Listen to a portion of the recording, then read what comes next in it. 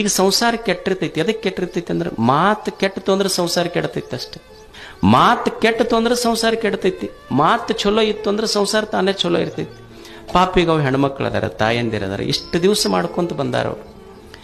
ಅವ್ರಿಗೇನು ನೀವು ಒಂದು ದಿವಸರ ಸಂಡೇ ಐತಿ ನೀವು ಅಡಿಗೆ ಮಾಡೋದು ಬಿಡ್ರಿ ಅಂದಿರ, ಸ್ಯಾಟರ್ಡೇ ಐತಿ ಹಾಫ್ ಡೇ ರೆಸ್ಟ್ ತಗೊಳ್ರಿ ಅಂದಿರಿ. ಏನು ಮತ್ತೆ ನಿಮಗೆ ಸೂಟಿ ಇದ್ದಾಗ ಜಾಸ್ತಿ ಕೆಲಸ ಅವ್ರು ಮಿನ್ನ ಮಾಡಿ ಹಾಕ್ಬೇಕು. ಮತ್ತೆ ಅವ್ರು ಏನು ಇಷ್ಟು ವರ್ಷ ನಾವು ಎಲ್ಲೋ ಹೋಗಿ ಅವರು ರಾಷ್ಟ್ರಪತಿಗಳ ಮುಂದೆ ಒಂದು ಪ್ರಶಸ್ತಿ ತಗೊಂತಾರಲ್ಲ, ಅವರಷ್ಟೇ ಭಾರತ ರತ್ನ ಅಲ್ಲ.